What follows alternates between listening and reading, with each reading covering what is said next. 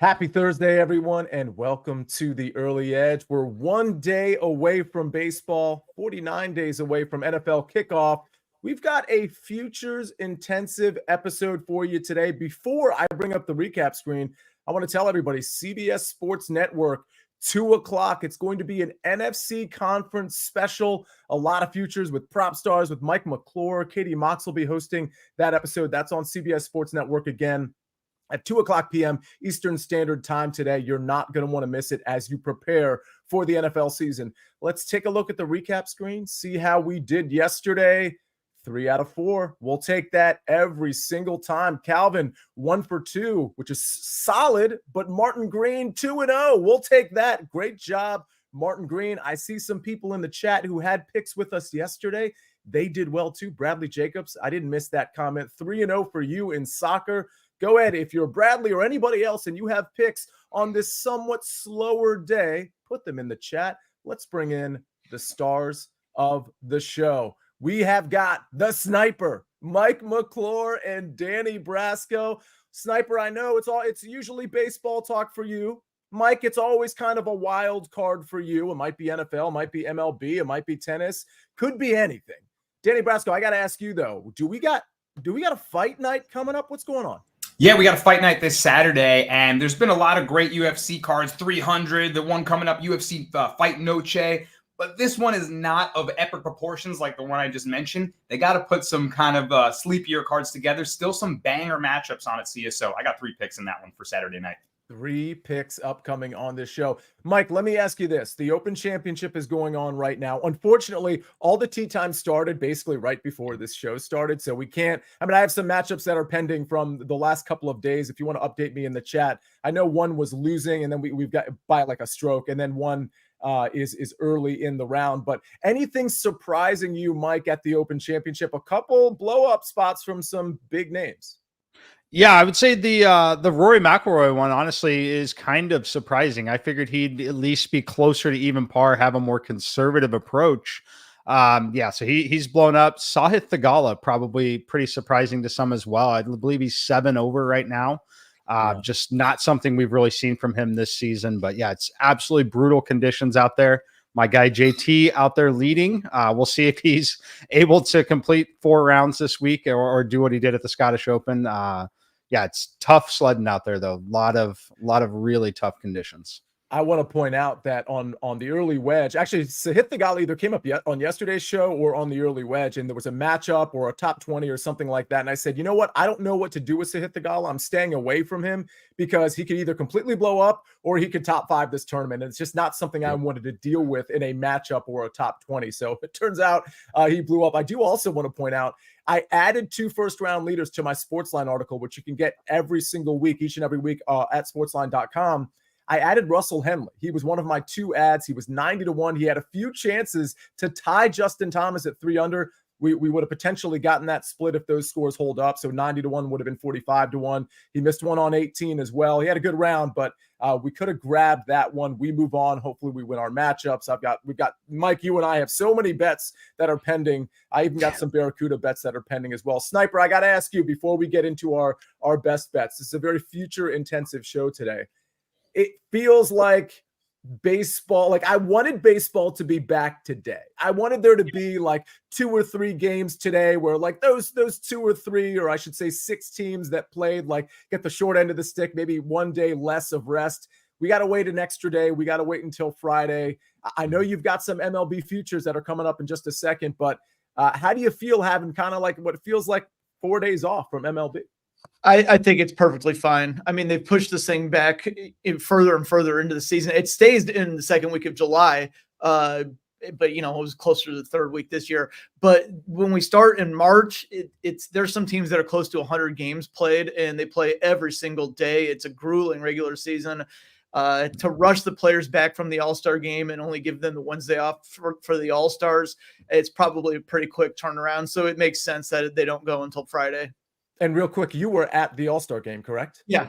And I was kind of feeling the same too. When I got up today, I was like, yeah, kind of nice to not have to deal with games today. Fair enough. Well, we're going to get right into your MLB picks. Before we do that, Kylie Reynolds says, hey, Sia, Mike, this is for you too. Henley top 20 is minus 130. Do you like it? No, just to be clear, he was one of my 2 finishing position bets. I have him on the early wedge in my SportsLine article, top 40 at plus 105. So I'm kind of sticking with that one. Such volatility here, Mike. I mean, I do like Henley, but things can turn for him pretty quick. Would you pay the minus 130 to top 20? It's so close right now. Like, if you've got things that you like about Henley, I don't have a problem buying in it if you want to get a little exposure there. But as you mentioned, it's a situation where at -2, we're talking to, he could be +2 in 2 holes. Yeah. So I would personally not be super eager to jump in. I would also wait to see. There's still a number. I know that not many, but there are still a number of players that are very early in their rounds that haven't teed off yet. So I personally would hold off. I think you're going to have the opportunity at a similar price point or potentially better, probably this time tomorrow as well. I totally agree with that. Again, it's early in the round and it's Russell Henley. It's not like Rory McIlroy or Xander Schauffele. So that number probably stays the same or gets better once he gets a bogey or something early in round 2 or whatever the case may be. So keep an eye on that one. Probably wouldn't pull the trigger yet. Hopefully you got the T40 at plus money from the early wedge. All right, Sniper. Tomorrow is going to be a very big baseball day. A lot of baseball picks are going to be on this show in terms of picks on Friday, on BPE Friday. But for now, I want to settle in on some futures. You're going to help us out with that. Yeah, definitely. I'm going to start. I just glanced at the World Series winners. I'm going to start with the Phillies to win the World Series plus 500. They're not the favorites, even though they have the best record in baseball and have been the best team in baseball for most of the year.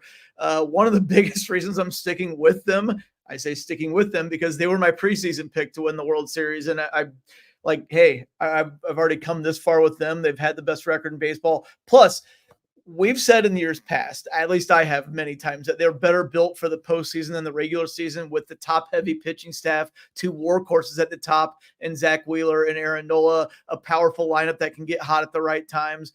They had some lockdown back-end pitchers in the bullpen. But this year, it's not just that they're built for the postseason. They're good at everything. They have 4 starting pitchers over 100 innings pitched right now, 3 all-star caliber pitchers in there. In years past, they had to really piece it together behind Nola and Wheeler, but now Ranger Suarez and Christopher Sanchez as well look like they give them a very strong postseason rotation. We know about how powerful the lineup is, but they're 4th in the National League in stolen bases. They're above average defensively, and it's not like they haven't already dealt with adversity. They've had injuries to the pitching staff. They've had Bryce Harper, Kyle Schwarber, Trey Turner, JT Realmuto right now have all been on the injured list, and they've still looked so good. I think they're a rock-solid pick to win the World Series. But knowing how much of a crapshoot the World Series is, last year, I think right now at this point, maybe we would have picked the Rangers. We definitely would not have had the Diamondbacks winning the National League. Well, let's look at some longer shot picks. Twins plus 1,400. I really like that number on the Twins. They're 21-11 leading to the break in their last 32 games. They finally got that monkey off their back last year and winning a playoff series and advancing, so they don't feel that extra pressure this year. And when you're looking for a team that can make a World Series run, look at the 100th percentile performance of the team. And you think about if they have Joe Ryan and Pablo Lopez at the top of that rotation firing on all cylinders. I know Lopez has an ERA over 5 this year, but we've seen him pitch like an ace in stretches. Picture him getting hot in October. Those 2 guys could carry that rotation. Offensively, if they have Carlos Correa, Byron Buxton, Royce Lewis all healthy at the same time, hitting like they can. Again, I know that's a big question mark, but you're trying to think who could have everything come together. The Twins are one of those teams that could have everything come together. Another one, and we've seen it so many times, is the Astros. Plus 1,500 on the Astros right now. 43-27 record since a terrible start. Only the Phillies have been better since then, and that's not that small of a sample at 43-27. They do need some starting pitching help because they have all those injuries, but no one is in win now mode more than the Astros, other than teams like the Dodgers and Yankees. Because they've been in the ALCS 7 years in a row. They've won 2 World Series in there. Of course, they're going to try to go out and get help in front of the trade deadline. Plus, they might try to upgrade at first base. And my bold prediction for the second half is the Blue Jays trade Vladimir Guerrero Jr., and this is where he's going to go. Wow. Very interesting. Mike, were you one? And by the way, I'm going to get to that's my first, by the way. I'm going to get to the Akshay question, the three ball that a couple of you have asked about because I misspoke. There's still a few, and Mike corrected me kind of subtly in terms of there's still a few guys, a handful of guys that have not teed off yet. There's that Akshay three ball that I do find interesting. I'll answer it in a second. But Mike, were you one of the ones on the Astros to win their division? I'm trying to remember because I did like that number. Yes, I wasn't preseason. About a month ago, I gave them plus 400 to win their division. And I like them still to win that division. And as we get to my pick in the show, it does kind of play into that as well. A lot of interest in that AL West overall. All right. So the Akshay three ball starts in 11 minutes. It's against not Verlanke, who somebody put in there. It's Sammy Valimaki and Tom Hoagie. It's a pretty good number. Mike McClure, it's plus 130. I don't hate that number. Obviously, Tom Hoagie is the longer. Well, he's not the longest. It's Sam Valimaki in the twos, and then it's Tom Hoagie at like the plus 170. I really do like Akshay in this tournament. I mean, Hoagie does scare me because he does seem like he's a pretty good course fit. Valimaki doesn't seem like this is necessarily the course for him. Do you like that plus 130 number as a lean, or is it just an absolute stay away? I like it. A little biased. I have a little bit of Akshay and DFS. One excellent lineup going so far. So I'm heavily invested rooting for Akshay. In this lineup, I've got JT, Alex Noren, who's right at the top with him, Tony Finau, Tyrrell Hatton, John Rahm, and Akshay Bhatia. So I love Akshay Bhatia at this point.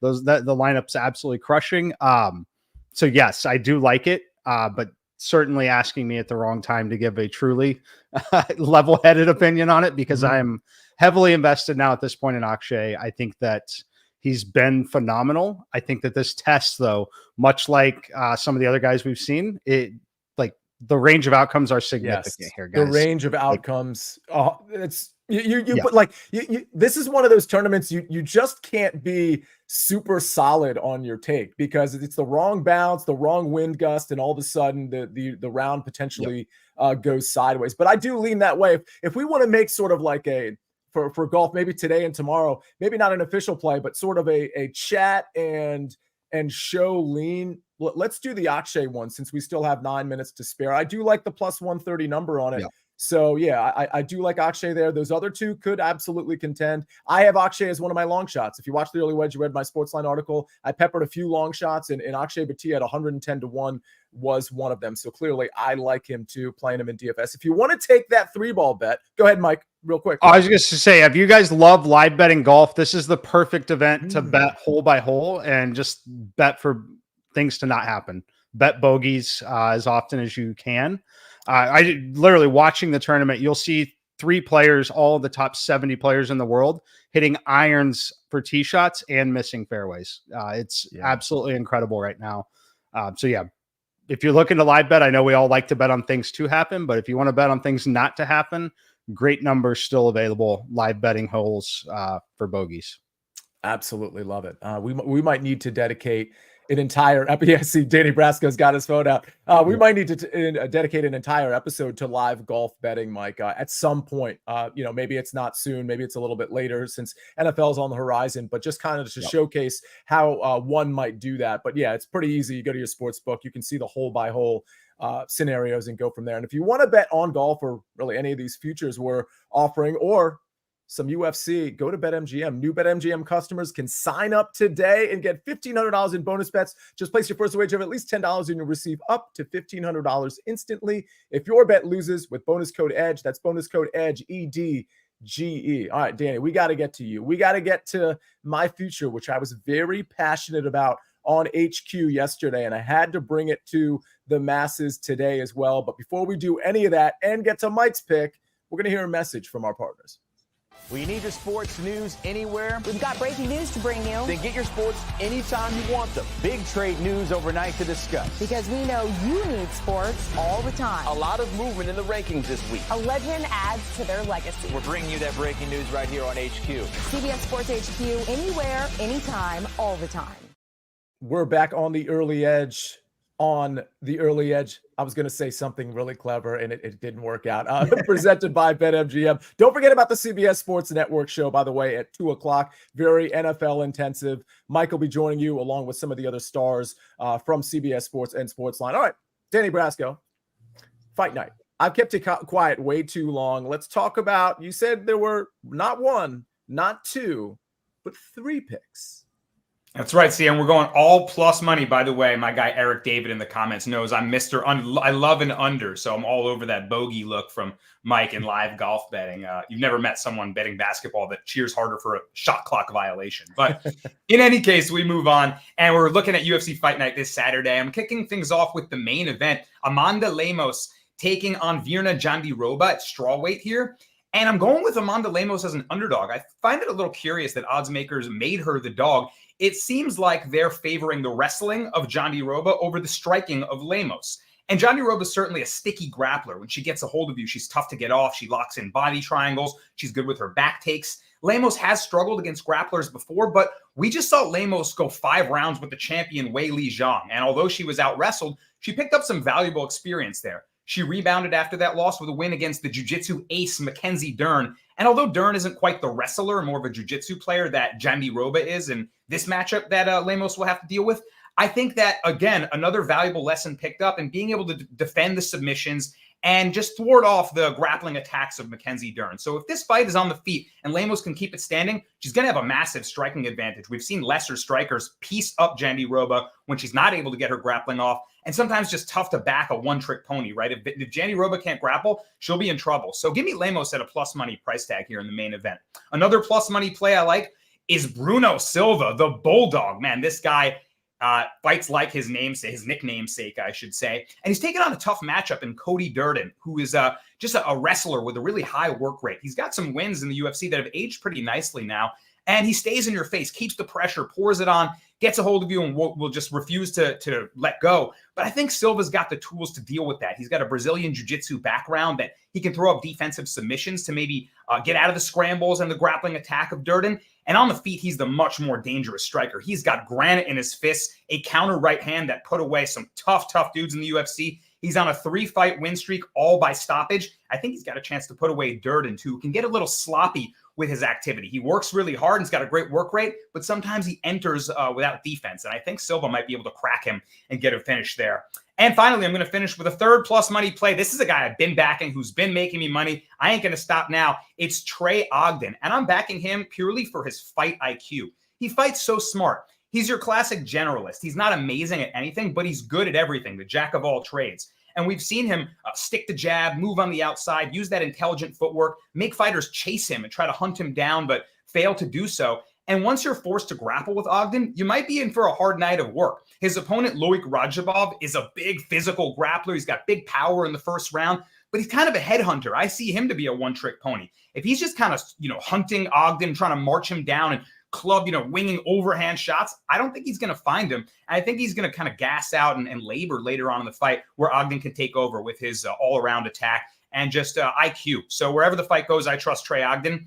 I'm taking him at plus 100, and there's 3 plus money UFC plays for you this Saturday, Sia.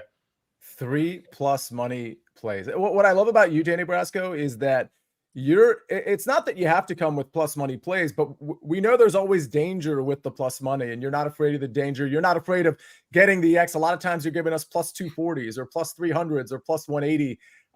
That's the type of bettor you want to invest in because they're not looking for the check mark. They're just looking for the value. Go ahead, Dan. I know you have a response. That's a great point, see, especially in a fight, right? So many outcomes can happen that I don't want to be laying minus 170 chalk straight on favorites, right? Where one punch changes everything. So yeah, plus money outcomes in fights where you have a good angle, usually a good play. Yeah, it looks like Gipper's Picks, who I know does some UFC and MMA oriented betting, likes a few of your picks there, Danny Brasco as well. All right, let's get to my pick. We're going to transition. By the way, that's the third, by the way. Shoot. I'm really getting up to that number. My bad on that. There's a lot of people talking about the catchphrase at this point. I mean, what was the line today? Also 1.5, 2.5. It's been 3.5. So I still have, because I was saying it, Danny, like like 8 times a show. I mean, it was bad, and people were calling me on. I'm glad they called me on. I want to improve too. I didn't realize how much I was saying it. But everybody that's putting in where the boosts are and good in bets, I see you, Eric David, and there's others that are putting it in there as well. Thanks for pointing that out, because obviously if people can use a boost or get better odds somewhere, we're not always going to be the ones to point it out. I'd like to think we are, but there's a lot of different bets at a lot of different places. So if your book has something great, feel free to point it out. I'm going to go to an NFL future. We're 49 days away from NFL kickoff. And real cool thing about NFL kickoff, we have that Thursday night game, but we have the Brazil, and that's Ravens Chiefs, of course. We've got that Brazil game the next night on Friday night, which is unusual, right? And it's at the same time as the Thursday night game. So we've got an 8:20 game Thursday and an 8:20 game on Friday. That Friday game is the Packers-Eagles. So we've got 2 really good matchups. And then, of course, we have our Sunday slate. I like an AFC South team very much. I think this team can make the playoffs. I think they can win their division. I think they have a player on their team that could potentially win the MVP if he could just stay healthy. If you don't know who I'm talking about, you're just not dialed in, because it's the Indianapolis Colts. I like them to win the AFC South at plus 330. I think this team is way more loaded. They've got some weaknesses, don't get me wrong, way more loaded than people think. And because the Houston Texans are such a sexy team, and they are kind of loaded at a lot of different position groups, but they have some weaknesses as well. We're distracting ourselves from what the Colts can do. A lot of people think the Jaguars are the second best team in that division. I think the Jags are going to continue to take steps back while the Colts take steps forward with their offensive line, with their quarterback, who was extremely electrifying with his arm and with his leg, with the JT, with adding to the receiver group, with getting their tight ends healthy. They added Mitchell. They've got Pittman. They've got Josh Downs. Tight ends appear to be healthy, including Jelani Woods.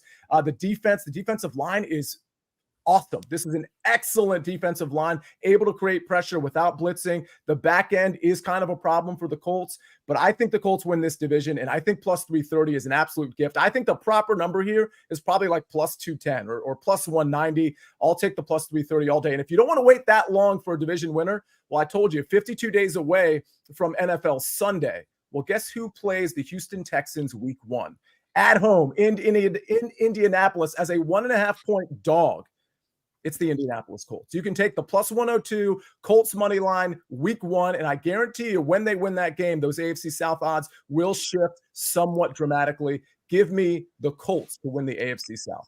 All right, that's my plea to all of you loving the plus 330. Listen, none of these are locks, right? But anytime I'm seeing a plus 330 on something that should be maybe a plus 150 or a plus 160, I salivate at stuff like that. All right, Mike. Danny, you had a response. Go ahead. I like the shot there, man. If Richardson comes back healthy, he's as talented as they come. He could be a Lamar Jackson type. And I kind of feel like they have similar vibes to the Rams in the NFC West. Like, I want to take a sprinkle on them. They're that dark horse team that I think people are guaranteeing the division winner already, and you don't realize the breadth of talent they have on that squad that can just explode. So I like the sneaky look there.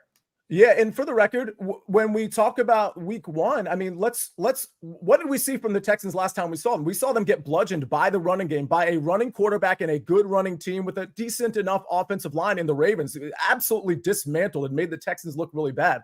Well, that's exactly what I expect week 1 from the Colts, who will have a healthy Anthony Richardson, a better offensive line than the Ravens in a lot of people's minds. And of course, JT on the back end and an upgraded receiver core. Like, they have the formula to do to the Texans exactly what the Ravens did. And I know that's a very small sample size I'm pulling from, but I just don't think this Texans team, they're good and they'll probably make the playoffs, but I just don't think they're as formidable as people think. I think year 2 with CJ Stroud is just going to be a little bit different. It's also a much tougher schedule for the Houston Texans, while the Colts schedule is a lot easier. Man, we've taken a lot of time on futures, and we're not done yet. Mike McClure, we talked a lot of baseball with Sniper. You've got more baseball to talk about. What's your future?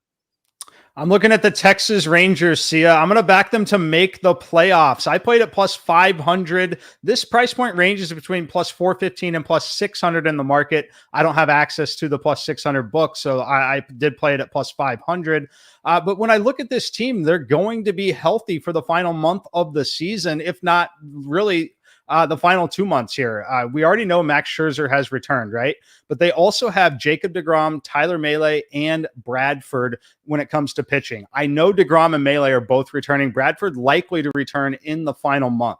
If they get those guys back, they will have the best starting pitching rotation in Major League Baseball. They're also going to get Evan Carter and Josh Young back on the offensive side. Huge additions, especially as you get into those later months. But really what this is about, it's the easiest remaining schedule in Major League Baseball for me. So when I look at this schedule here, they have 6 more games against the Oakland A's, 7 more games against the Chicago White Sox, who are likely going to be sellers trading away their best starting pitching. The Angels, 7 more there, and 6 more against the Blue Jays team that Matt Snyder believes is also going to be sellers and start trading away. Now, what's significant here, they only have 3 left with the Astros, but they have 7 more against the Seattle Mariners. And what's awesome about these 7 games against the Mariners, all 7 of them come in the final 2 weeks of the season. I'm talking September 12th to September 22nd. That is when they're going to have everyone back. That's basically a playoff rotation. They will be favored in every single one of those games. But you also just pull up their calendar, look at that month of September and how soft that schedule is, plus the opportunity to knock out a team like Seattle. I think this is a fantastic spot. If there were a possibility to bet the team to have the best record in baseball in the month of September, I would definitely bet the Texas Rangers here. It's been an interesting start to the season for them, but as they round into health, I think they're going to be right there challenging for a wild card spot. I think they're going to be one of the hottest teams over the final 2 months of the season. Again, it's because they're likely to have Scherzer, deGrom, Bradford, Eovaldi, and then either Gray or Heaney rounding out that rotation, which is drastically different than what you see from them right now. So give me the Rangers plus 500 to make the playoffs. A lot of plus money plays. And by the way, see, I said it again. That's 4. The over came in. The under came in like for 3 days in a row. For the record, is not going to chase down, by the way, today. But Bradley Jacobs mentioned, hey, he chases check marks. Well, Bradley, you're really good at soccer capping. And I'm not begrudging anybody that takes what might be like thought of as a safer play or whatever. It's a good play nonetheless if you get the green check mark. I just like, Danny, how you, and we see this in NFL season with you as well. Like you are you're cool with and not a lot of people are. I'm not necessarily cool with that all the time either. So I'm putting myself in sort of the Bradley Jacobs category, but I do appreciate how you come to these shows a lot and you say the thing that you know is not going to be popular. And I just really respect that about you. I appreciate that, man. And also for readers of SportsLine articles, I even lay out like a unit strategy, right? If there's less confidence on a pick, I'll say it's a half unit play for me, even a no play on a fight where I make a prediction, but I wouldn't wager myself personally. So appreciate that. See, also, Mike, I'm 100% tailing that Rangers play. They're 7.5 back out of the second wildcard spot, but only 5 back in the loss column. So they got more games to play. That plus 500 seems too attractive to pass up. I like that. Yeah, it's a huge number, 100%. Okay. NFL previews. Don't forget, you can go to sportsline.com/join. You can type in the promo code winners and you get 60% off the annual plan. And you can get an NFL preview from each and every team, along with all of the other content that Sportsline has to offer. Let's take a look at the recap screen. Before we get out of here, I've got the Colts to win the AFC South at plus 330. And I threw in there week 1. I like the Colts to win at home against the Houston Texans. Money line at a plus number. Sniper, Phillies to win the World Series at plus 500. And World Series value picks, the Twins at plus 1,400 and the Astros at plus 1,500. A lot of people like the Astros to win their division as well. Mike McClure, Texas Rangers to make the playoffs at plus 500. Danny Brasco, Amanda Lemos, money line plus 115. Trey Ogden, money line plus 100. Bruno Silva, money line plus 100. Ladies and gentlemen, what a show. I can't believe we went. I am so sorry for holding people about 3 or 4 minutes too long, but this was too good of a show. We even threw in a golf lean that the whole universe jumped on. So hopefully that one hits too. We'll have golf for you tomorrow as well. A little disappointed some of the Barracuda Championship matchups didn't come out on a lot of the sites. Maybe we'll get something different tomorrow so I can have a golf pick in that alt event. Let's monitor all the picks. Let's cash all the tickets. We've got a lot of plays pending that we'll see on the recap screen from yesterday and the day before that were given out in the Gulf streets. On behalf of Mike McClure, on behalf of Danny Brasco, the Sniper, and Harry helping us out on the 1s and 2s and 3s and 4s. Don't forget about that 2 o'clock network show, folks. This is the Early Edge. I'm the Counselor of Cash, and we rest our case.